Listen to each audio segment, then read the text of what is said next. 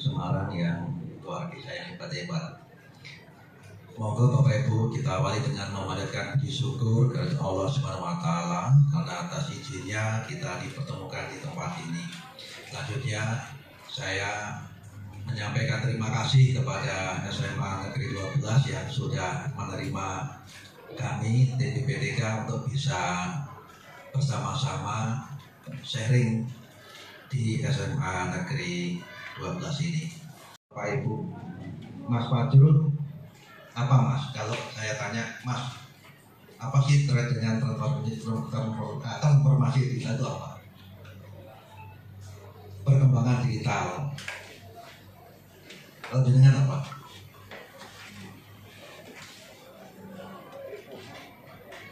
Perpindahan dari manual ke digital dan tradisional ke modern. Nah, oke, jadi presentasikan terkait teknologi digital ke semua aspek kegiatan sekolah. Kalau kita bicara tentang kegiatan sekolah, tentu saja di sana ada yang terkait dengan KBM, benar nggak? Ya. Kemudian kalau kita bicara tentang KBM, tentu saja runutannya ada asesmen. Kemarin ketika pandemi, ya enggak? Tapi anehnya ketika setelah pandemi malah tidak menggunakan, kan aneh gitu. Betul nggak? Betul nggak Bapak Ibu? Iya, aneh kan? Mestinya 4 pilar itu yang pertama adalah infrastruktur Bapak Ibu. Bagaimanapun ketika Bapak Ibu akan menerapkan, akan mengimplementasikan transformasi digital, harus ada dukungan infrastruktur. Apa itu? Apa kira-kira? Apa? Yang gampang yang kita apa? Internet, apalagi? Software, apalagi? Komputer, ya HP, bla bla bla bla. Nah itu ya, itu benar. Kemudian yang kedua terkait dengan peningkatan literasi digital dan peningkatan sumber daya manusia yang memiliki kompetensi TIK tentu saja. Internet itu 77% Bapak Ibu, ya, yang aktif. Berarti ada sekitar 210 juta yang aktif berinternet. Bayangkan Bapak Ibu, kalau per hari mereka menghabiskan uang 5.000 saja, berarti per hari sudah berapa triliun. Ya, ini kan itu. Yang kedua Bapak Ibu, kalau kita lihat dari yang aktif tadi menggunakan internet dalam kurun waktu 6 sampai 10 jam per harinya, ada kurang lebih 30 sampai 33% Bapak Ibu. Ya. Berarti ada sekitar 70 juta setiap harinya menghabiskan waktu antara 6 sampai 10 jam. Berarti waktu kerja efektif Bapak Ibu. Kita tuh kerjakan 8,25 jam per hari. Ya. Berarti melebihi Bapak Ibu. Kemudian kalau kita lihat Bapak Ibu dari segi usia nih Bapak Ibu. Yang SMA ini SMA. Ada 93,75% atau anggap kita bulatkan 94%. Kalau di SMA 12 anggap aja ada 1.000 anak, berarti mereka yang aktif berinternet berapa? 940 anak. Pertanyaannya adalah kalau tadi dijawab agar bisa dukungan untuk belajar kan kapan saja di mana saja bla bla bla. 3 anak dari seluruh anak kita di sini Bapak Ibu. Bayangkan Bapak Ibu, ngeri kan? Lalu mereka untuk apa? Ini loh Bapak Ibu, 89,15 untuk game, untuk media sosial, untuk main-main. Ini yang menjadi tantangan kita. Jadi tadi saya katakan seperti dua sisi mata pisau Bapak Ibu. Ya, kalau kita tidak pandai-pandai, kenapa di awal kami sampaikan perlunya penguatan literasi digital dan peningkatan sumber daya manusia terkait kompetensi TIK-nya. Di sini, kalau ini nggak kita pahami Bapak Ibu, ya sudah. Nah, Anak-anak kita nanti ya nggak tahu Bapak Ibu. Ya, ini. Lalu Bapak Ibu, tantangan yang lain, maraknya konten yang tersebar sekarang ini tidak kita imbangi dengan kompetensi kita mengembangkan konten itu sendiri. Saya tanya Bapak Ibu pernah lihat YouTube? Pernah? Pernah enggak? Pernah? Sering enggak? Sering. Kalau saya buat ring antara 1 sampai 10 kali, Bapak Ibu pilih yang mana? 7. Membuat satu saja konten atau video pembelajaran. Nah, iya kan? Artinya apa?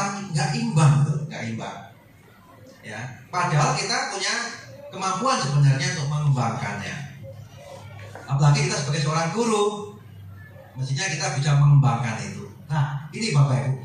Lalu kehadiran smartphone ini ternyata juga berdampak yang kurang baik. Karena apa? Berdampak pada minat baca anak. Bapak Ibu merasakan nggak bahwa anak kita sekarang ini minat bacanya rendah? Iya. Bapak Ibu merasakan nggak bahwa Bapak Ibu juga minat bacanya rendah? Merasakan nggak? Merasakan. Jadi kalau anak-anak minat bacanya rendah, ya jangan salahkan. Gitu ya. Karena kita sendiri juga rendah. Saya pengen bertanya deh, dari yang ada di sini, yang masih membaca koran konvensional tiap hari siapa? Bapak? Masih? Ya, oke, luar biasa. WTTS. Jangan dikira kalau Bapak Ibu seorang guru tidak ada peluang untuk berbisnis. Banyak peluang Bapak Ibu. Ada teman saya yang sekarang jadi jutawan karena develop konten. Ya. Kita bisa menggunakan berbagai aplikasi pembelajaran, video tutorial, video inspirasi, blog inspirasi, dan lain-lain untuk berbagi pada anak-anak kita. Jadi dengan kemampuan yang kita miliki akan menjadi peluang kita. Inilah Bapak Ibu, setiap tantangan pasti pembelajarannya. Banyak yang kita atau Bapak Ibu gunakan. Bisa menggunakan video, media ajar, kuis, e-modul, dan seterusnya. Adanya program dari sekolah yang memberikan program pelatihan bagi Bapak Ibu guru. Ya, harapannya setiap semester minimal ada 1 program pelatihan untuk peningkatan kompetensi guru terkait khusus TIK. Ya, agar apa? Agar ada upgrading. Kami Bapak Ibu di PPTK tidak hanya 1 semester. Kami setiap bulan ada upgrading. Ya, semua pegawai mulai dari pegawai bawah sampai pimpinan ikut termasuk saya. Ya, jadi nggak ada diskriminasi. Semuanya harus ikut. Jadi besok juga ada upgrading di tempat kami. Nah, lalu bagaimana sekolah mengembangkan platform tadi? Tidak hanya mengembangkan, tapi juga memanfaatkannya, mengimplementasikannya. Kemudian bagaimana nanti? Artinya apa? Dalam sebuah pembelajaran, kita memberikan kesempatan mereka untuk menggunakan device atau alat berbasis TIK. Silakan gunakan HP, silakan laptop, silakan. Ya. Tetapi kita harus bisa mengendalikan. Jangan kemudian kita berikan lalu kita pergi. Itu namanya tidak bertanggung jawab. Ya. Kemudian pastikan bahwa TIK diperlukan oleh peserta didik untuk membangun pengetahuan. Artinya ketika mereka tadi menggunakan device untuk pembelajaran, itu benar-benar digunakan untuk membangun pengetahuan. Yang ketiga adalah memastikan bahwa penggunaan TIK mendukung konstruksi pengetahuan dari peserta didik. Jadi bagaimana mereka membangun sebuah pengetahuan melalui tool TIK tadi. Dan yang terakhir, memastikan bahwa peserta didik menggunakan TIK untuk mendesain produk berbasis pengetahuan. Nah, inilah yang sebenarnya mendukung program proyek penguatan profil pelajar Pancasila. Semua warga luar biasa Bapak Ibu. Ya. Yang kedua adalah bagaimana nantinya terjadi kemerdekaan berpikir, yaitu kemampuan untuk menerjemahkan kurikulum. Ya, kalau sekarang kurikulum merdeka, bagaimana kita bisa menerjemahkan dari kurikulum yang ada? Yang ini nanti kita harapkan pastikan apa yang sudah dikuasai peserta didik hari ini dan apa yang harus mereka pelajari esok hari. Kalau ini terjadi Bapak Ibu, kita sudah benar-benar menerapkan merdeka belajar. Artinya tidak ada lagi PR-PR yang lain kemudian tanggungan anak-anak. Karena kita sudah bisa memastikan hari ini anak saya menguasai apa, besok apa, besok apa. Nah, artinya apalagi? Artinya sudah mengacu pada pembelajaran yang berpihak kepada peserta didik. Yang saya kumpulkan, kemudian kami buat suatu program khusus namanya program inovasi. Muncul di situ, kemudian namanya program nanti akan saya jelaskan, namanya program Digital School Bootcamp. Ya, itu benar-benar rupiah dari kami Bapak Ibu. Semarang, nah, Surat Mangi Bapak tuh. Surat Mo, Taruh Polo Tengah, ya. Monggo Bapak Ibu kalau pas lewat sana, Katuran Binaran. Insyaallah kami siap menerima siapa saja, kapan saja. Ya. Dengan syarat kami ada di kantor. Karena kami Bapak Ibu setiap hari lebih separuh kami kirim setiap hari. Kami kirim ke daerah-daerah. Ya. Jadi teman-teman kami itu mobilnya luar biasa. Ya.